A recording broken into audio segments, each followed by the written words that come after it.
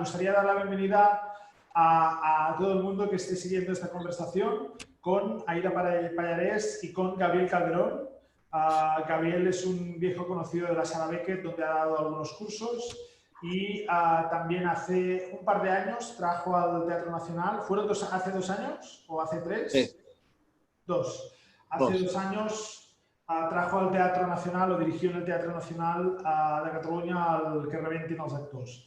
Nada, es un placer teneros aquí y muchas gracias y bienvenidos en nombre del Festival Greque de la Sala Beckett, y os dejo que charléis y que comentéis. Un abrazo grande a los dos.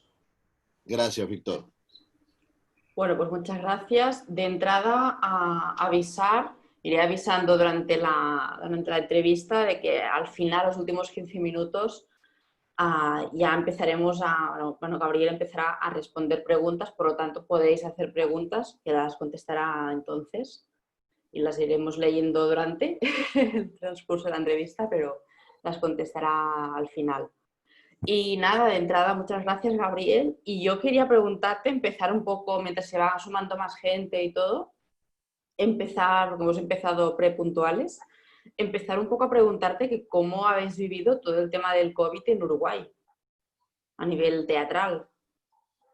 A nivel teatral es muy parecido, creo, que al resto del mundo, es decir, los espectáculos fueron los primeros es la primera actividad que se cortó, digamos, antes de incluso de confinar, de cerrar bares, de parar los colegios y las escuelas. Lo primero fueron los espectáculos públicos. Y ahora, 4 meses después, que en Uruguay en particular, por su bajo nivel de contagio y por el también, por suerte, bajo nivel de fallecidos, ha empezado a retomar todas las actividades, es decir, los niños ya están yendo a los colegios, los bares han abierto, pero por supuesto los espectáculos no han vuelto, ¿no? Ni siquiera como se está dando en Europa, con este aforo limitado o reducción de plazas, sino de que por ahora los espectáculos no están permitidos. No tanto, imagino por un lado, porque evidentemente el sector cultural para el gobierno no es un grupo de presión muy fuerte, eso por un lado. Por el otro lado... Es algo habitual en todo el mundo. Bueno, en todo el mundo no, pero en España sí. Claro, porque si no, no se entiende, ¿no? En Uruguay se han abierto incluso las iglesias, pues se está dando misa, los actos religiosos, los shoppings, los bares, todo el transporte público, entonces todo eso está habilitado, y que no estén habilitados los espectáculos, evidentemente que hay una razón, que es el coronavirus, pero también hay una priorización, una jerarquía que no se le ha dado al sector de cultura, por lo menos en la vuelta. Bueno, esto es un dato de la realidad, no es una opinión, sino de que no hemos sido ni priorizados ni jerarquizados, si no estaríamos a la par de las otras actividades. Después ahora también está la realidad latinoamericana, que es que estamos entrando en el frío, ¿no? Nosotros acabamos hace unas 2-3 semanas de entrar en el verdadero invierno. El invierno había empezado antes, pero el frío comenzó ahora. Y por ende también todos los cuadros respiratorios, gripales, están empezando a aparecer. Y nosotros, si bien tenemos muy controlado en Uruguay la situación, en Argentina y en Brasil, que son los 2 países con los que tenemos los límites, está muy descontrolada la situación. Entonces también así hay una preocupación y una alerta constante. Entonces te diría que acá, como siempre en Uruguay, se vive una suerte, una calma, que no sabemos si es mentirosa o irreal, pero te diría que es un poco el estado general de Uruguay. Siempre Latinoamérica arde y Uruguay tiene como una suerte calma. Yo siempre digo que si se acaba el mundo, vengan a Uruguay, que va a demorar 2 o 3 años en llegar, pero porque todo llega tarde, lo bueno y lo malo. Entonces, así estamos por acá nosotros. Y esta situación del hecho de que incluso las iglesias estén abiertas pero el teatro no, ¿cómo va a afectar o cómo crees que afectará al circuito teatral de Uruguay? No lo sé. No soy además yo el mejor para hacer esta suerte de pronóstico. el sector, digamos, el sistema cultural uruguayo, el sistema profesional, como en muchos países, es muy endeble, depende mucho de los apoyos, del público, ¿no? Ese ecosistema muy frágil en el que está armado. Y la verdad que yo creo que acá hay un impacto inmediato en la vida de todas las personas. Eso les pasó desde el carpintero hasta el taxista, imagino que todos ha sentido el impacto a nivel personal. Ahora, el sistema lo va a sentir mucho, habrá que ver qué salas pueden volver y en qué situación, ¿no? Como sucede mucho en Latinoamérica, digamos, las salas independientes reales, estoy diciendo que dependen de algún taller privado, de algún taller formativo y no tanto de un fondo público que no lo existe, que no hay, ¿no? Es decir, esas salas, pequeños emprendimientos son lo que más están sufriendo o van a sufrir. Acá el gobierno tiene algunas ayudas que incluso se han intensificado un poco, pero que no llegan, digamos, ayudan a pasar un poco el momento, pero no creo que logren evitar las consecuencias inevitables que vendrán después de esta pandemia en el sector. Por lo tanto, como todo el mundo dice, es una oportunidad, ¿no? Para repensar un poco el sector y ver realmente cómo va a salir adelante. Después yo creo que la explicación de por qué las iglesias y el sector religioso puede operar y nosotros no, es simplemente que ese es un sector sensible para el gobierno, ¿no? Es un sector que el gobierno siente que presiona y que lo apoya y que son sus votantes, mientras que imagina que la cultura no. También ha sido nuestra responsabilidad, por un lado, por entender, por no haber transmitido, estoy hablando ahora del sector cultural, ¿no? En Latinoamérica, pero bueno, en Uruguay no es ajeno a ello, es un sector que ha trabajado mucho en la gratuidad, que cuando no hay nadie que lo financie, o incluso cuando las entradas eran muy caras, las bajábamos, porque ya estábamos acostumbrados a no vivir de ello. Y eso hace que finalmente no tiene un valor alto, ¿no? Y ahora estoy hablando de la economía. Y si vivís en una economía de mercado, eso se transmite en que si no tenés un valor alto, no. Hay gente que desde el gobierno hasta la ciudadanía decide no verter sus economías allí. Yo creo que, para ser justos con el gobierno actual que nosotros tenemos, las autoridades de cultura no piensan esto, creen que a muchos de ellos los conocemos porque Uruguay es muy pequeño, somos 3 millones de habitantes, y conozco a la mayoría de los que están en esos lugares. Sé que ellos creen que la cultura tiene un valor y que es importante pasarla, pero bueno, a nivel de gobierno, que es en este momento presidencia quien decide quiénes retoman actividad y quiénes no, los artistas estamos viviendo realmente un momento de mucha angustia y sobre todo sin explicación, ¿no? Porque cuando uno entiende, el coronavirus era una explicación, bueno, no queda más que desear la pronta recuperación de todos. Pero cuando todo retoma su actividad y nosotros no, la angustia se dobla un poco porque uno no entiende por qué a uno lo desplazan y a otros no. Porque la gente se puede hacinar en un ómnibus, digamos, y no en una sala de teatro. Pero ha habido, por ejemplo, iniciativas de teatro digital, como ha habido aquí, que también se han colgado los archivos de muchos teatros y hemos podido, incluso se han creado obras más digitales o por redes sociales expresamente durante este periodo. ¿Ha pasado lo mismo o no? Sí.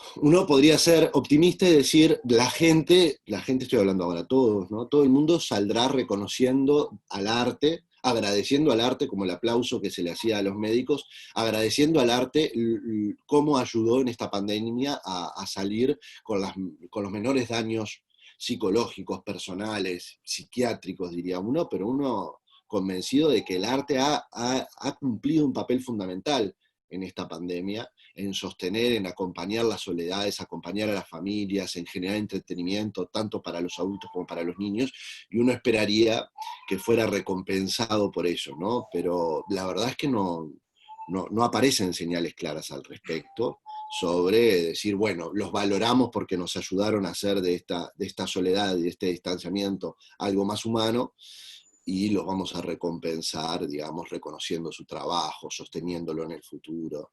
No parece, pero no parece tanto de los gobernantes, lo quiero decir también de la gente, ¿no? uno, por lo menos acá, no lo ve de manera inmediata.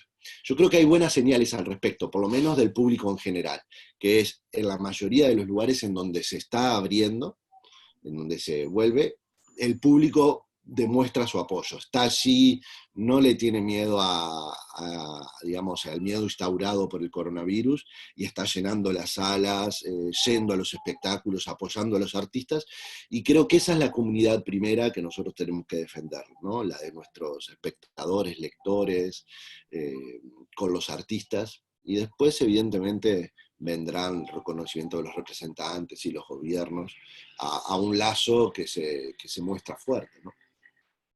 Y ya para acabar de este tema, ¿tú crees que este auge, digamos, de teatro digital va a marcar de alguna manera la evolución, el futuro del teatro? ¿O tenemos esa necesidad que el teatro es ritual y de encontrarnos y de tocarnos y pues esto, ¿no? A la mínima ya volveremos a esto y nos olvidaremos de que hemos estado consumiendo, y no me gusta utilizar esta palabra, viendo No, teatro bueno, de otra manera? no sé, yo ahí no puedo decir lo que va a pasar con todos. En general, con lo que yo vi, ninguna experiencia que yo vi, dije, uy, estamos frente a algo nuevo y muy bueno, superador del teatro, ¿no? En general vimos cosas buenas, pero distintas, y nos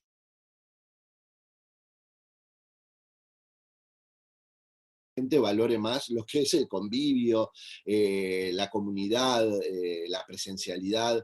Esa es como mi impresión. No sé si realmente va a suceder, pero bueno, yo no me enfrenté a nada que diga, uy, ¿para qué estoy yendo a un teatro si lo podría hacer así? No, todo lo que vi justamente reafirmó la, digamos, la esencialidad de esa presencia, de ese teatro.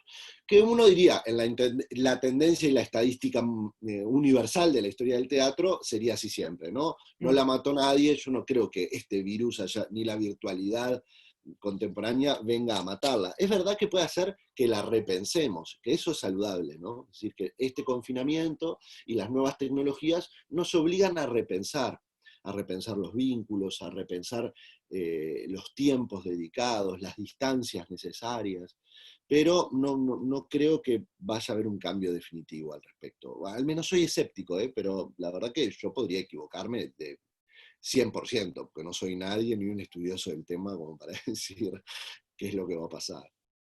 Y ya empecemos a hablar de la obra que nos ocupa. ¿Cómo nació la obra? ¿En qué momento empezaste a escribir el texto y por qué? Bueno, nació hace varios años acá en Uruguay, porque una directora que se llamaba Mariana Perkovich y un actor que es Gustavo Zafores, con quien yo trabajé en varias de mis obras, querían trabajar juntos y querían hacer un monólogo. Y querían trabajar sobre el tema de Shakespeare. Y entonces me invitaron, digamos, con esas premisas, pero laxas también, no eran muy estrictas, a ver si a mí se me ocurría algún tipo de escritura al respecto. Y entonces yo me junté con Gustavo en aquel momento y le pregunté qué era lo que él le traía de Shakespeare, qué era lo que quería hacer. Y evidentemente, él, que era un actor reconocido de ahí, que tenía papeles, empezó a surgir toda esta conversación de que a él siempre le hubiese gustado hacer Ricardo III, pero que no lo llamaban, ¿no? Para ser Ricardo III, que todavía no tiene la edad. Y empecé a reflexionar eso, porque yo tengo un maestro de actuación también que se llama Le Bon, mayor, y por ejemplo dijo que siempre le hubiese gustado hacer Hamlet, ¿no? Y que no entendía por qué no lo llamaban ahora. Y claro, uno diría, no tiene la edad, le faltan los bucles del pelo del joven, despeinado y loco. Pero entonces empecé a fantasear con la idea de que yo no quería tanto hablar de Shakespeare, sino sobre esta tensión que en la historia hemos construido actrices y actores deseando que nos llamen para un gran papel shakespeariano. Entonces allí podía haber un paralelismo entre este Ricardo III que hace de todo por tener la corona, ¿no? Por tener el poder, y un actor que también tal vez podría hacer de todo por tener finalmente este papel. Y entonces, empezando a elaborar ya el juego de la obra, y evidentemente construida la analogía o el paralelismo entre la obra y la idea del actor, empecé a fantasear con esta idea de un actor que a medida, ¿no?, que iba que iba ensayando la obra con otras personas, iba echando a gente del elenco, incluso al director, como Ricardo III iba matando personajes, iba avanzando, este actor iba deshaciéndose de otros personajes del elenco, y al final quedaría solo él en un monólogo, ¿no? Para llegar durante mucho tiempo pensando cuál iba a ser su declamación, que es el final de la obra, su grito de mi reino por un caballo, cuál sería el del actor una vez echado a todo el mundo del teatro, ¿no?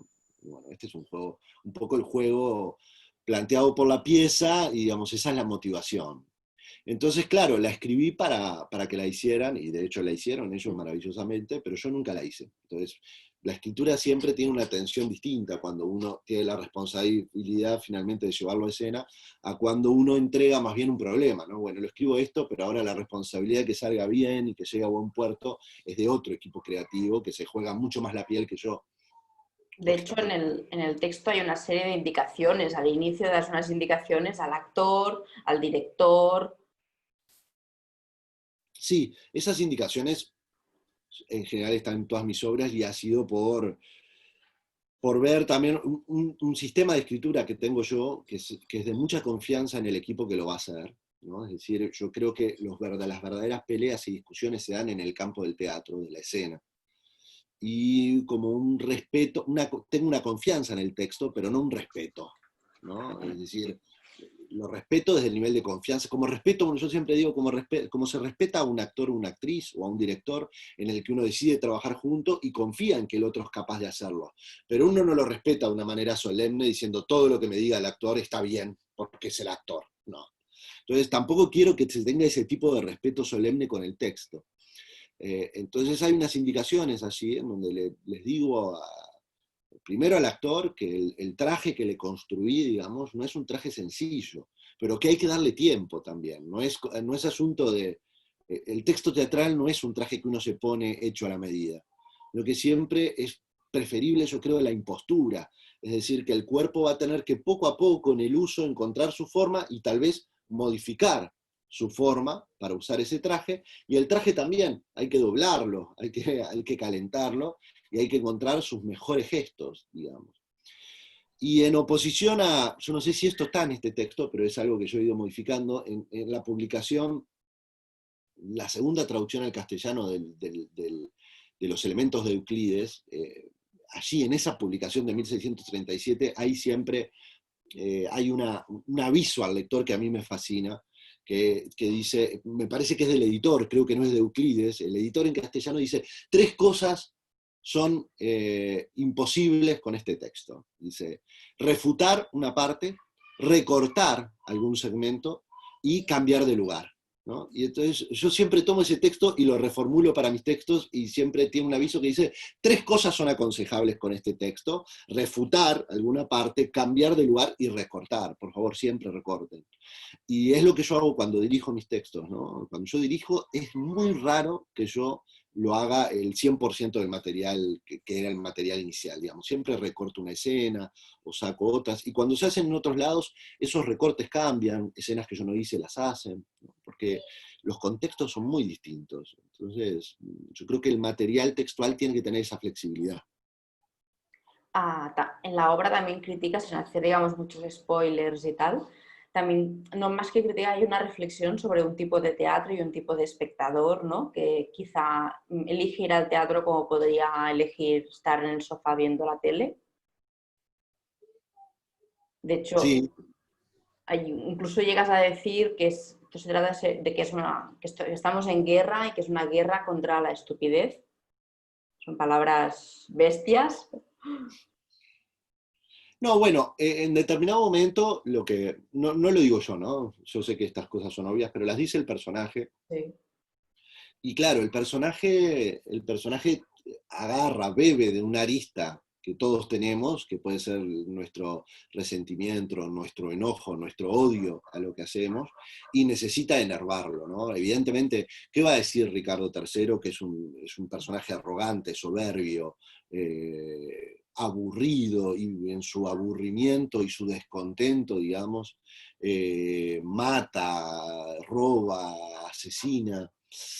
Entonces, allí hay que enervar algunas aristas que no es que yo no las firmaría si tuviesen que ir firmadas de Gabriel Calderón.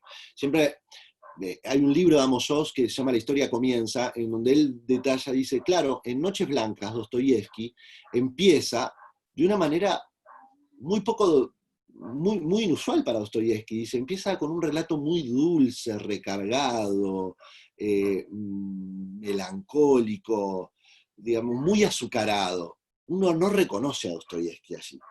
Ahora, claro, si uno lee el subtítulo de Noches Blancas, que dice historia en primera persona, la historia de un personaje romántico, y la historia está contada en primera persona por ese personaje romántico, uno entiende que Dostoyevsky, para darle voz a este romántico, se tiene que vestir y encontrar las palabras que el romántico usaría.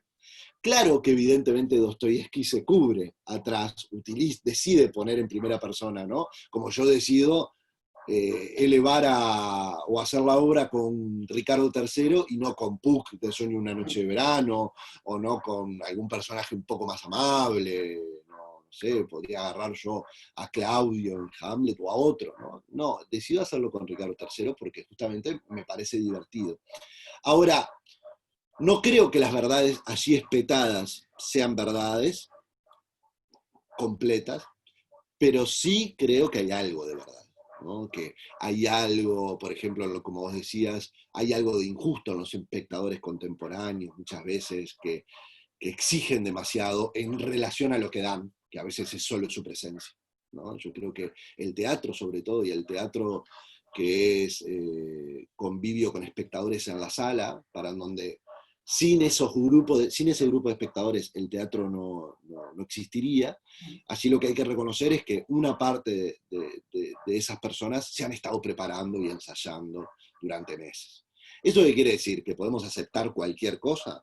¿No? Que bueno, como que el trabajo vale, como ustedes ensayaron durante 2 meses todos los días, entonces yo tengo que aceptar lo que ustedes den. No, pero la diferencia determina por lo menos un desbalance en el campo de las exigencias. Por otro lado, yo diría que el espectador tenga derecho a venir sin ningún tipo de preparación. Tenga derecho, no quiere decir que lo haga. ¿Eso dice que el espectador no tiene además responsabilidades en la obra teatral? Bueno, yo creo que sí. Entonces ahí lo que hace Ricardo simplemente es recordarle de vez en cuando algunas de las responsabilidades al espectador que el espectador, y en esos me pongo yo como el peor de los espectadores, por pereza o por simpleza o simplemente por, ¿cómo se llama?, inercia, olvida de hacer cuando va a una sala, ¿no? También llega a algún momento a interpelar al espectador. ¿Qué relación se establece con el público en la obra? No sé, nosotros la estamos trabajando recién, tenemos niveles de relación con el público. Yo creo que tiene que ser por Ricardo mismo, ¿no? Ricardo es encantador, el personaje de Ricardo III es encantador. Sí. Ahora, no por ser encantador es menos violento y soberbio. Yo creo que ahí está el secreto. Hay que lograr ser con el público soberbio y encantador a la vez, que uno lo rechace, pero a su misma vez se sienta atraído por eso. No es sencillo y evidentemente que Shakespeare lo logra con creces.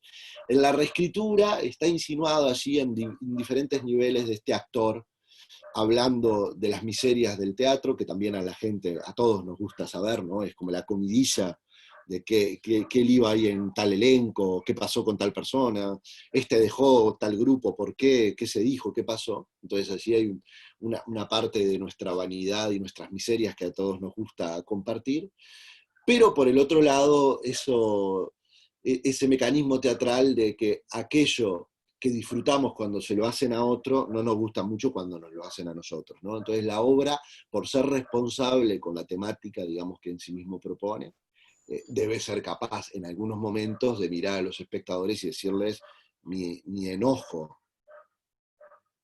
y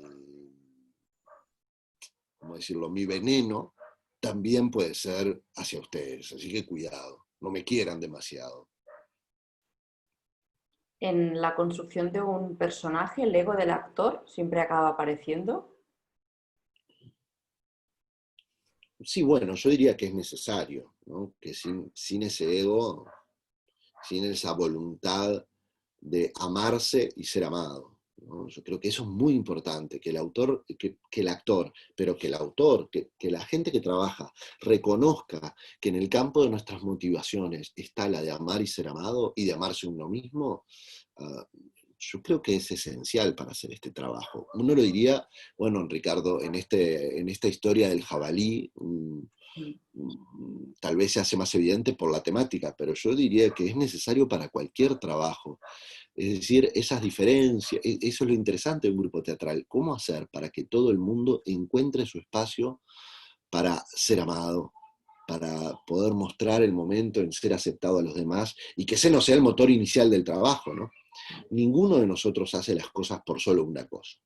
Es decir, la acepta por una cosa o dos, pero después hay toda una serie de pequeños escalones y grados más pequeños de motivaciones que uno no renuncia, ¿no? Entonces, uno puede aceptar un trabajo por dinero, pero en algún aspecto tampoco renuncia a que ese trabajo revista una cierta calidad y que además reporte hacia uno la posibilidad de un aprendizaje y que además le ofrezca la posibilidad de conocer gente nueva. Claro, ninguna de estas cosas por sí solas tal vez harían que hagamos este trabajo, pero están así, latiendo.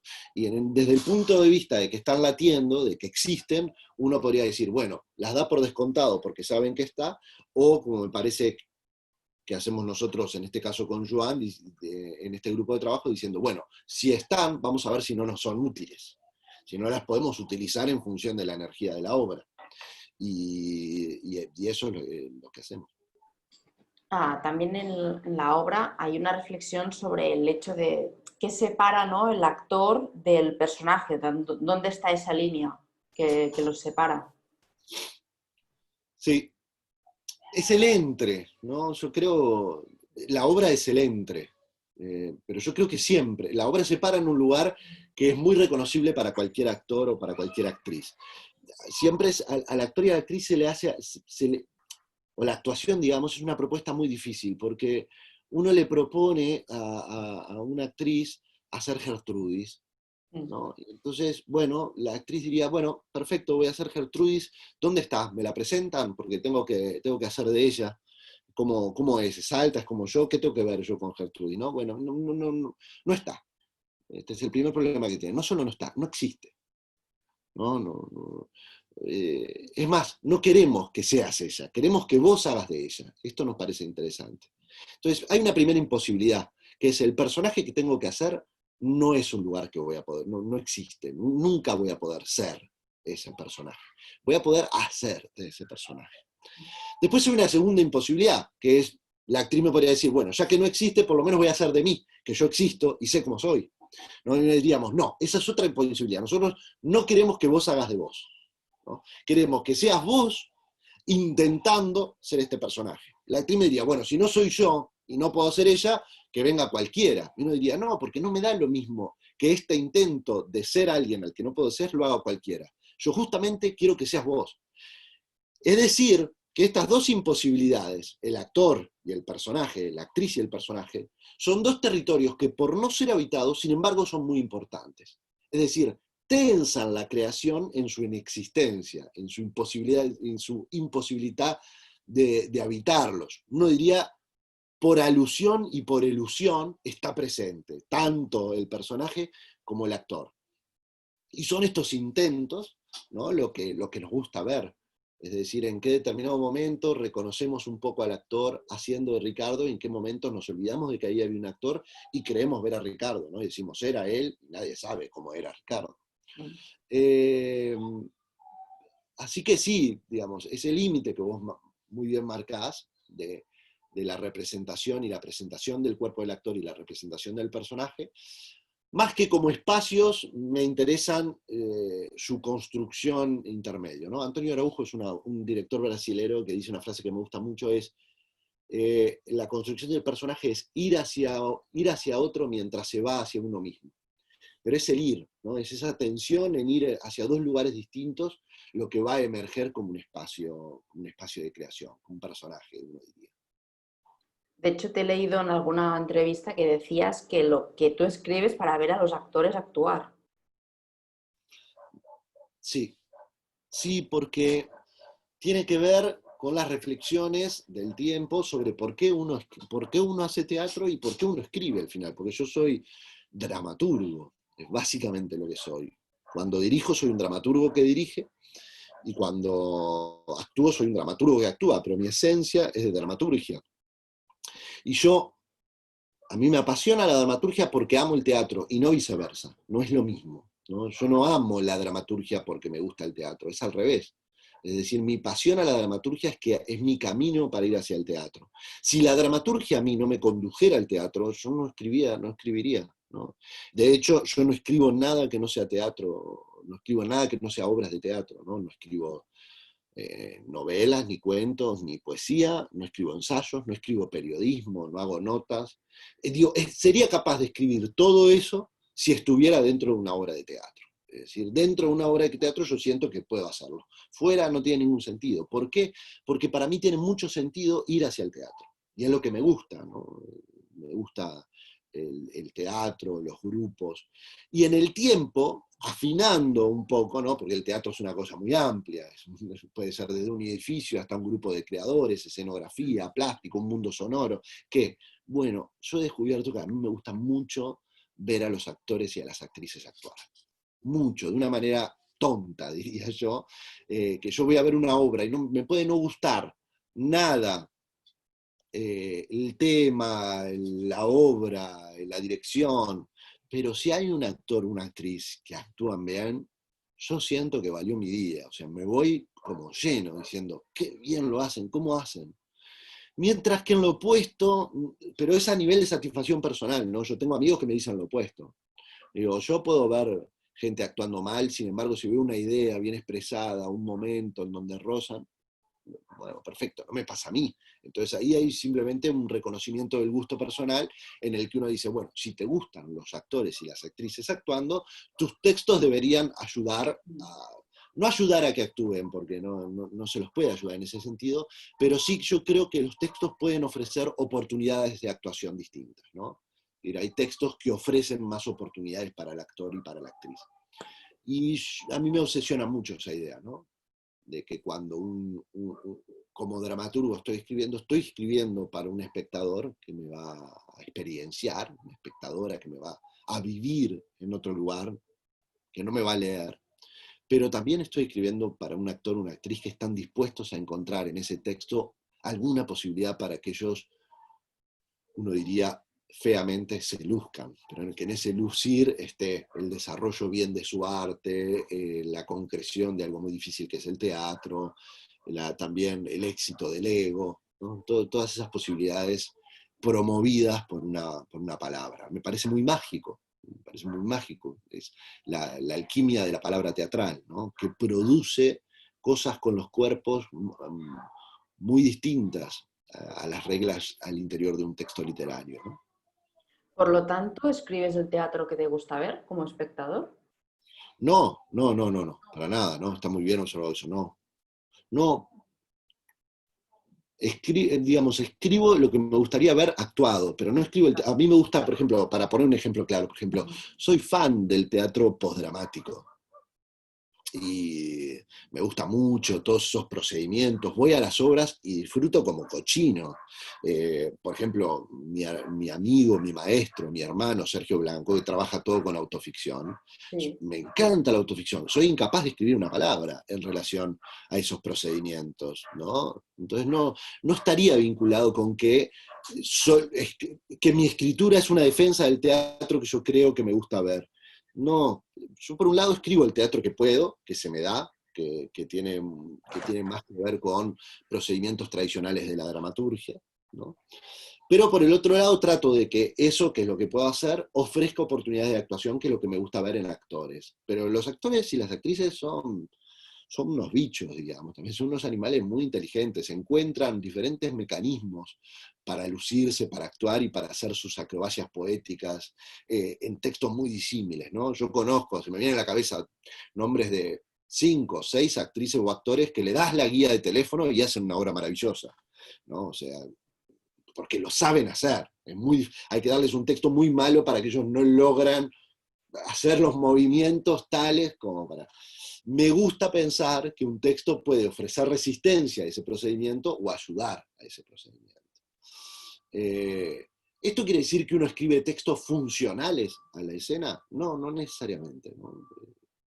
Creo que hay actores y actrices, por ejemplo, que le gustan mucho. Este texto es un texto muy poco funcional a la escena, en algún sentido. Quiero decir, así como está escrito, no puede ser representado. Hay que operar sobre él, hay que hacer mecanismos para decir, bueno, esto lo vamos a hacer así, esto asá, no es muy funcional. Eso no quiere decir que por esa pérdida de función no sea provocador y promotor de teatralidad, y que no encuentre un actor que diga, uy, acá yo puedo hacer cosas, justamente. El autor me ha dejado un espacio en donde yo puedo mostrar mis cualidades, mis potencias, y hacer teatro. Yo creo que esa es una responsabilidad que todos compartimos, pero que a mí me gusta sentirme muy obligado, ¿no? La obligación es con el teatro, es que emerja teatro de allí. Y ese teatro es de un mundo con reglas muy distintas al de la literatura, y eso yo lo tengo presente cuando escribo, ¿no? Son otras las reglas que funcionan en una escena, con gente, en vivo, con el cuerpo que tiene que repetir lo que dice siempre, con la de la literatura, que son palabras ordenadas, código de letras, que uno lee en el tiempo que quiere. ¿Cómo ha funcionado aquí todo el tema de la adaptación a la obra en catalán? A mí, por ejemplo, de entrada, leyendo la obra, no se me ocurría ningún actor mejor que Joan Carreras. O sea, porque precisamente, ¿no?, que decías que no es nada funcional, creo que un actor como Joan puede conseguir encontrar esa teatralidad en los espacios. Bueno, Y yo... Perdóname, Aida, no, no, seguí, dime. perdón. No, decime, termina la idea. No, nada, era esto de saber un poco cómo habéis trabajado, en qué momento surgió la oportunidad. Es un proyecto de Grec y Temporada Alta. Tú tienes una relación larga con Temporada Alta. De hecho te agradezco mi muñequita aquí públicamente, que me encantó en su momento. Y fue cuando te descubrí. O sea que tú ya llevas unos años con un vínculo con Cataluña, y era saber un poco cómo se había gestado este proyecto aquí y cómo ha sido el trabajo. A ver, por un lado, y muy importante es esto que vos decís, se han construido vínculos con gente que lo aprecia a uno, lo quiere, lo cuida, y que no, yo siempre pongo el ejemplo, por ejemplo, de que reventin els actors, por Xavier Albertí, y yo a Xavier Albertí lo conocí en 2005, vio una obra mía acá, bueno, de Sergi Belbel, yo había hecho, con 23 años habíamos estrenado Morir, y habíamos ganado el premio nacional acá. Y yo era muy joven, había hecho el año anterior Mi Muñequita, y Xavier trabajaba en la Ramón Llull en aquel momento, y vino a ver la obra, y se fascinó, me habló, le escribió a Sergi, que nos escribió a nosotros. Yo era muy joven, y todo para mí eso era como, ¿qué está pasando? Y Xavier, desde ese 2005, dijo, vamos a hacer algo juntos. Y en su determinado momento me ayudó, conocí gente por él, evidentemente él fue uno de los responsables de llegar a Temporada Alta, pero al principio hubo un proyecto con la Ramón Llull, no sé qué, y los proyectos no salieron, pero el cariño y las conversaciones se sostuvieron en el tiempo, hasta que 2017, perdón, ¿no? 13 años después, 2018, finalmente pudimos hacer algo juntos. Y digamos, todo este ejemplo con Temporada Alta ha sido más o menos lo mismo. He tenido espectáculos que han podido ir, otros que no han cuadrado, algunos que ya iban otros compañeros de Latinoamérica, otros estábamos por ahí, íbamos. La conversación se ha sostenido en el tiempo, y con Narcís, Suñé, Domènech y todos ya son amigos. Y ellos me dicen, ¿querés intentarlo? Lo intentamos. Y si no se puede, no se puede. Nosotros estamos para hacer teatro así. En particular con esto, cuando hicimos Que reventin els actors, que fue ese también mi primer encuentro con las posibilidades de la lengua en el catalán, ¿no? Que yo ahí perdí muchos miedos, porque en Que reventin els actors tenía, pero también porque otros me iban comentando, ¿y cómo funciona en catalán? Y realmente el catalán permite la velocidad latinoamericana, uruguaya, el juego de los insultos, que no hay tan... El catalán permitía todo. Evidentemente traducido, pero no se perdía nada en ese sentido, y los actores podían jugar a velocidad. Alguien me dirá, bueno, no sé, imagino, ¿no? Puede decir, no es lo mismo que la uruguaya, y no, nunca. ¿No? Imagino que cualquier obra que venga de Cataluña a Uruguay no va a ser lo mismo que en su original. Las traducciones pierden y ganan en ese sentido. Yo quedé súper contento del trabajo de Carraventi y el actor, que le fue maravillosamente bien en el Teatro Nacional. Agotó todas sus funciones, ellos estaban contentos, y era extremadamente difícil. A partir de allí, por lo menos perdimos el miedo a este juego del español y el catalán, de decir, ¿no? Varios podrían decir, ¿por qué traducirlo al catalán si hablan español? Y yo diría, ¿por qué no? Si la lengua lo permite y le agrega niveles, le permite juegos. Joan justamente lo ha leído en catalán y en español, y yo estoy maravillado. La traducción es maravillosa. En catalán han encontrado otras palabras para jugar, porque además justamente es una obra sobre los problemas de traducción. El Ricardo III, la historia de un jabalí, porque es una reflexión, por lo menos digamos, en el español uruguayo, sobre qué podemos hacer nosotros con el pentámetro yámbrico, que hay que decirlo bien, el verso blanco, ¿no? El pentámetro es imposible en español, porque nosotros no tenemos esa cadencia, no tenemos esa variedad de palabras para hacer juegos tonales y atonales, como el pentámetro lo permite. Y entonces siempre se habla, incluso en español, se dice, acá en Uruguay yo tenía verso español en el conservatorio, hablábamos de acentuar la tercera y la séptima sílaba, y de cómo se dice el verso.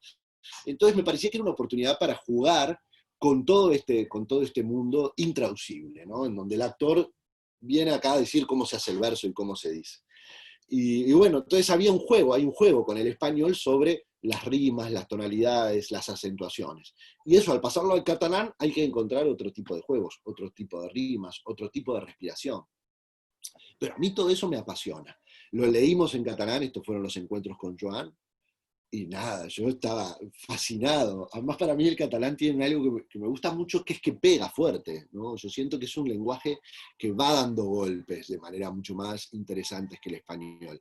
Tal vez para otros no. Para mí siempre digo, no sé cómo existe tarado en español, ¿no? No hay un insulto más bobo, uno diría, baboso, que tarado, pero en catalán recobra su fuerza, ¿no? Uno tiene que decir tarat, ¿no? Yo tengo ganas de insultar a alguien con ese insulto. Y he perdido las ganas de decirlo en español. También me pasa otra cosa con Joan, que es sumamente divertido. Eso también viene de mi tradición de trabajar acá en Uruguay. Como en Uruguay nosotros pasamos generalmente 8 o 9 meses ensayando juntos, porque todo el mundo trabaja, entonces nosotros podemos ensayar 2 o 3 veces por semana, a la noche. Es decir, que cuando uno tiene una producción de una obra, sabe que a su familia durante 9 meses hay 3 o 4 noches por semana que no los va a ver, porque se va a ir a ensayar una obra de teatro. Yo me he acostumbrado a trabajar con gente que admiro, que quiero, y con la que me gustaría pasar un año junto todas las noches, ¿no? Eso tiene algo de, bueno, ¿a quién le voy a dedicar todas estas horas? ¿Con quién? Y Joan ha sido un placer en ese sentido, porque ensayo con él y me divierto mucho, nos reímos, él se ríe mucho de sí mismo, tenemos un humor similar y parecido, entonces no sabemos exactamente a dónde vamos a llegar, pero ya hay un éxito ahí, que es los meses de trabajo juntos, en el que nos reímos de nosotros mismos casi de la misma manera. ¿Cómo habéis trabajado? ¿Cómo habéis ensayado? Porque la obra, de hecho, no llega terminada, ¿no? Forma parte de este ciclo del GREC, que son el GREC que esperábamos, y no hemos podido ver, y veremos una lectura, pero ¿cómo habéis No, trabajado? nosotros no hemos pensado, no empezamos el proceso de ensayos reales. Lo que hicimos fueron un par de encuentros en Barcelona hace varios meses, porque yo estaba trabajando en Italia, fui a Barcelona a encontrarme con Joan y a hacer un par de lecturas con el equipo, que ya está, el equipo de diseñadores, técnicos, vestuaristas, escenógrafa, con todos ellos para hacer un acuerdo de por dónde iba a ir el mundo del trabajo, del mundo estético, de las ideas. Después con Joan lo que hemos tenido son encuentros de Zoom en donde él ha leído y hemos preparado la lectura, pero muy concentrados en en la lectura, casi nada en la escenificación. La escenificación y el trabajo teatral verdadero vendrá cuando nos podamos ver. Yo creo en eso. Creo que por Zoom es imposible ensayar. Es posible preparar una lectura dramática, ¿no? Pero no es que sea imposible. A mí se me hace imposible estar ahí observando cosas que uno siente su verdadero poder o fuerza cuando convive con el cuerpo, ¿no? Entonces que esto siempre se transforma, en algo más del mundo audiovisual que del mundo escénico. Entonces, lo que hemos estado haciendo es imantar y llenándonos de ganas de encuentro, y todos estos encuentros, cada vez que decía, oye, qué ganas de trabajar que tengo, qué ganas de trabajar que tengo, y lo que pretendemos que sea la lectura no es ni una aproximación a la obra, sino que muestre nuestras ganas de hacer este material que tenemos. Va a ser una lectura pública de una obra que está ahí escrita, que todavía no la hemos vuelto escénicamente, pero que Joan desborde de las ganas que me ha transmitido en todos nuestros encuentros. ¿Durante cuánto tiempo os habéis reunido por Zoom?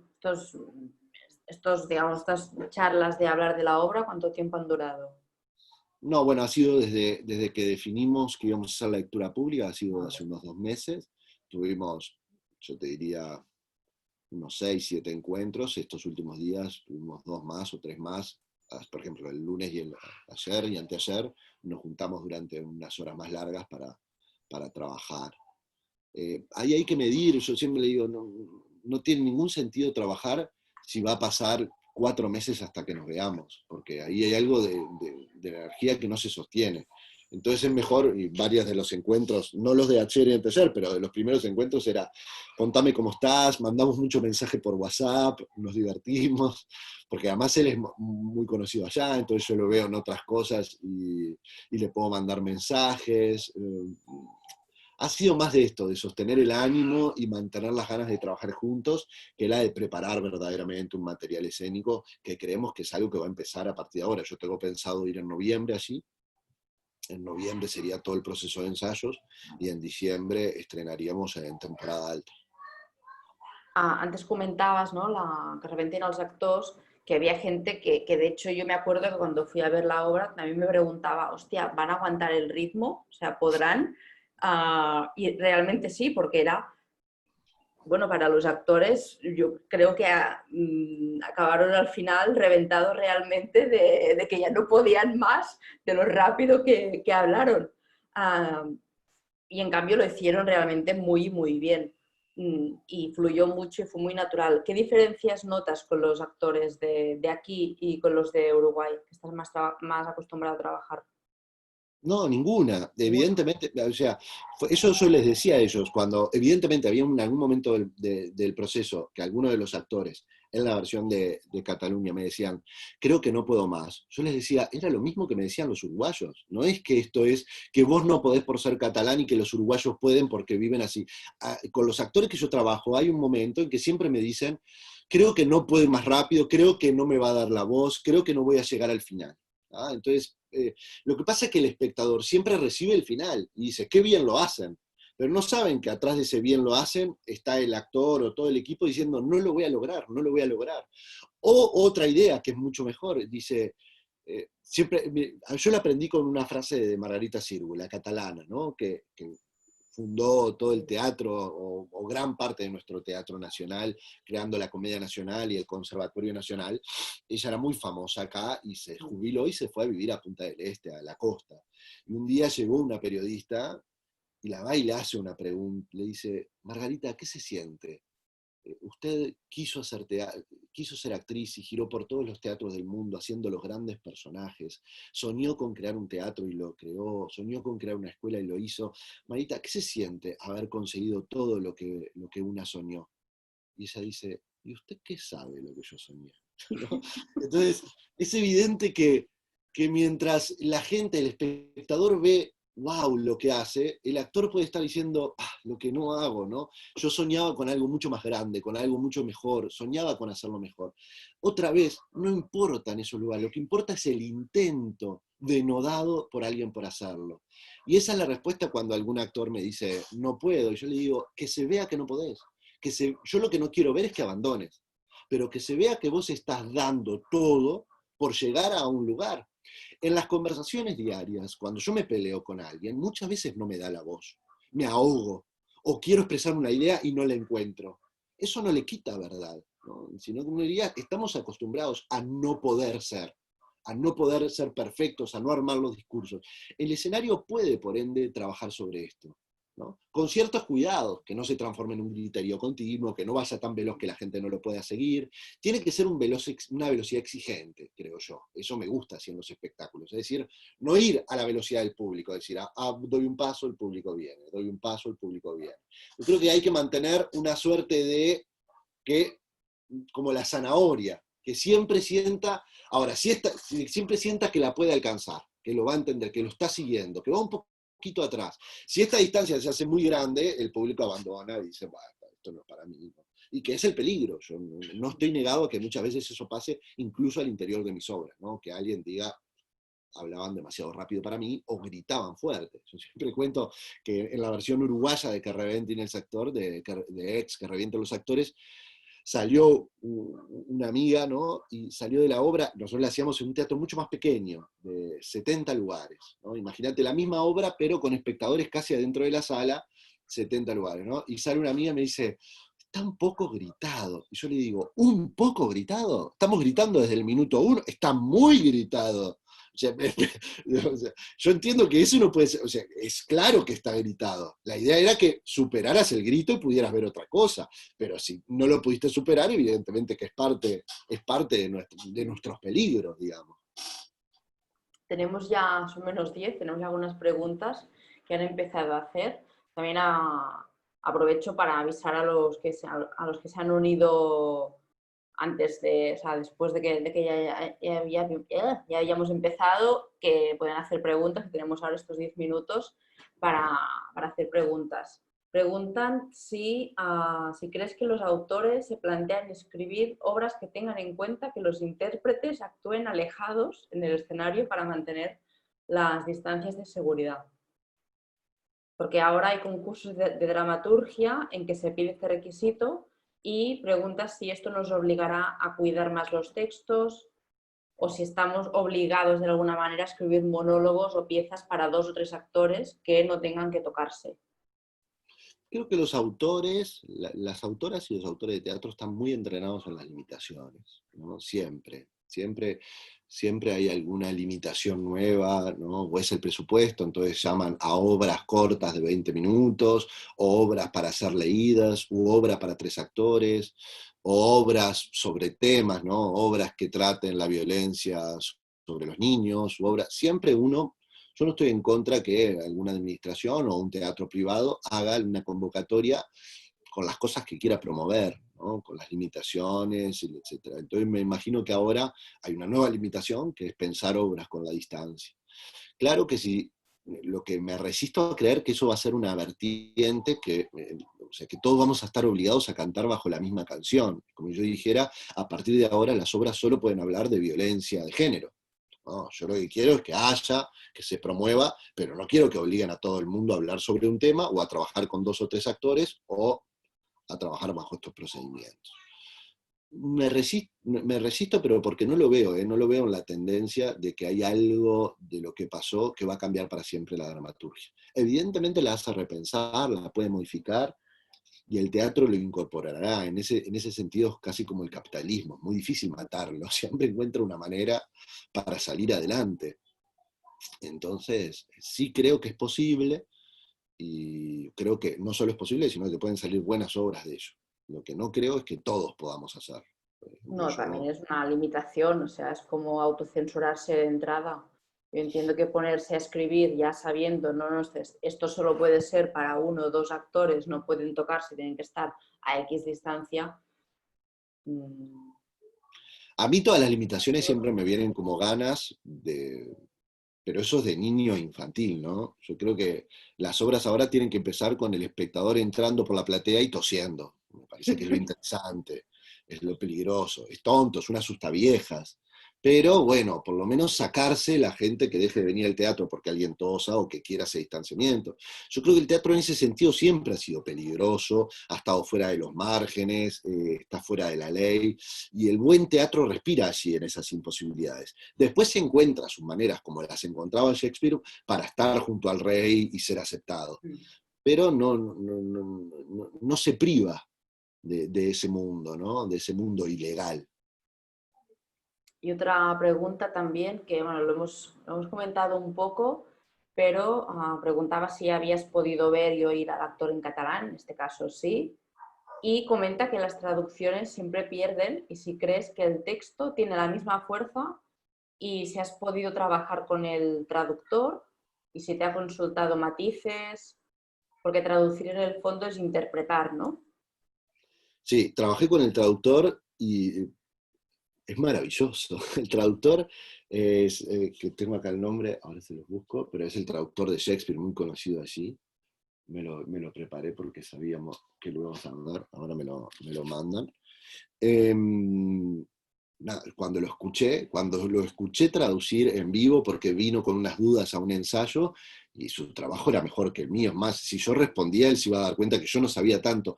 El traductor en general es un lector que sabe mucho más que el autor. Esto es como una regla, es decir, el traductor, por la responsabilidad de traducir, lee detenidamente, que no es como lee uno. Uno no lee detenidamente, el lector no tiene por qué entender todo.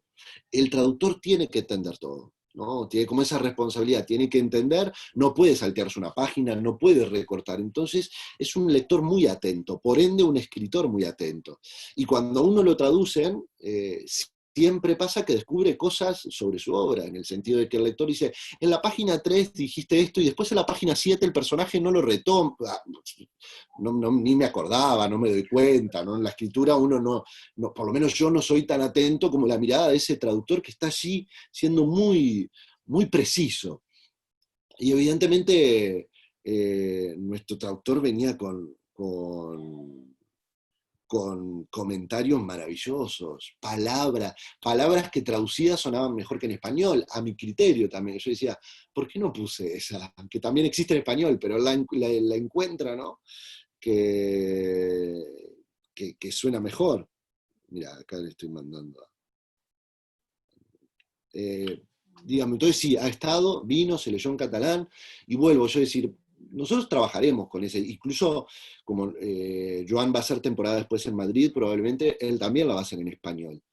Pero para mí es ganar, por supuesto que es perder, siempre. El proceso de traducción también está precedente en la obra. Cuando el autor tiene una idea mucho más grande la que después logra poner en palabras. La que logra poner es lo que pudo ordenar. Ahí hay una obra que es, supongamos, muy buena, y ya el proceso de traducción del director, la directora y los actores es una traducción. Y después ellos logran hacer lo que pueden también. Y después el espectador entiende, agarra, le gusta lo que puede. Es decir, el proceso de pérdida es continuo, pero yo creo que también el proceso de ganancia es continuo. Entonces, que agregar un proceso de traducción es perder más, pero también es ganar más. Y yo, bienvenido, porque si no, nosotros no haríamos Shakespeare, por ejemplo, ¿no? Porque de Shakespeare no tenemos nada, si no entendemos. Ni los ingleses entienden el inglés de 1500, entonces no son espectadores del 1500. Entonces, ¿qué pueden entender? ¿Qué podemos tener de aquel Shakespeare, de sus intenciones, de ese público, de esa vida? 2%. Y la verdad que todos agradecemos de tener ese 2%. Entonces no hay que pensar tanto en lo que se pierde, creo, y hay que pensar mucho más en lo que se gana, que es buenísimo. Pues me parece ya que tenemos que ir acabando porque son -5 y empieza a las 6 la lectura de Historia de un jabalí. No sé si tiene que conectarse Víctor o alguien de la sala Beckett para despedir la Para charla. abrazarnos y decimos, estuvieron maravillosos. Exacto. Que también es lo que pedimos, ¿no? Como todo actor, de alguna manera, que nos quieran y una cierta aprobación. Evidentemente, que alguien entre y nos diga, che, qué maravilloso, que la verdad, nunca tuvimos una una conversación de este estilo. Bueno, pues nos esperamos a ver. Creo que no, que tenemos que cerrar nosotros. Bueno, cerremos.